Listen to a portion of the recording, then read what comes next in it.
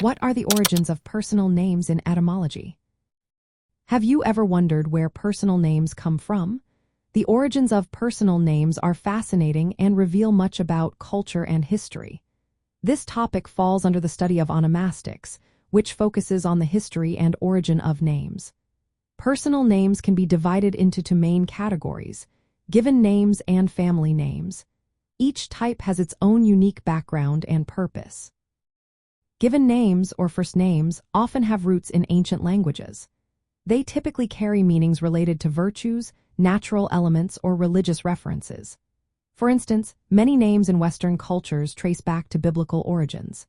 Names like John, Paul, and Elizabeth have been used for centuries, originating from Hebrew, Greek, or Latin. These names have spread through religious texts and traditions, connecting us to our past. Family names, also known as surnames, came into use later as populations grew. They help distinguish individuals within communities.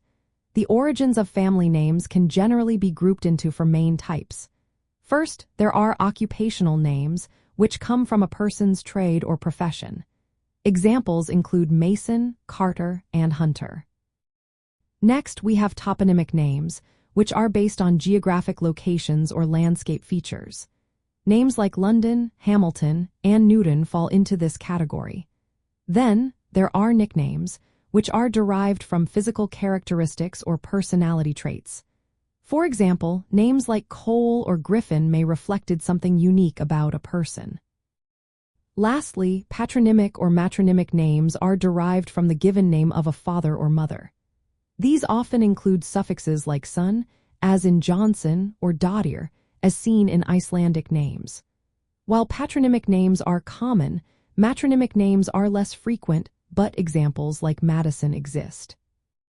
The use of surnames varies across cultures and social classes. In China, noble surnames date back to around 2800 before Common Era, while in England, surnames became common by the 14th century. Some cultures, like Iceland, use patronymic or matronymic systems instead of fixed family names. In Europe, the adoption of surnames often coincided with administrative needs, such as taxation and legal identification. The structure of personal names also differs globally. In many Western cultures, the given name comes before the family name. However, in East Asian cultures, the family name often appears first. The Roman naming system introduced a three-part name, which included a given name, a clan name, and a nickname. This system influenced naming conventions in Western societies.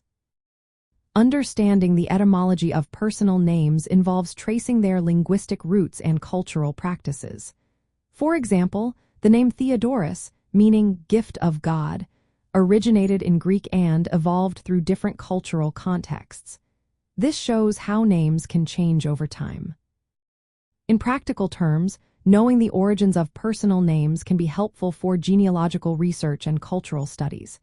It also adds depth when using names in sentences. For instance, the name Abigail, which comes from Hebrew and means my father's, connects a person to ancient traditions.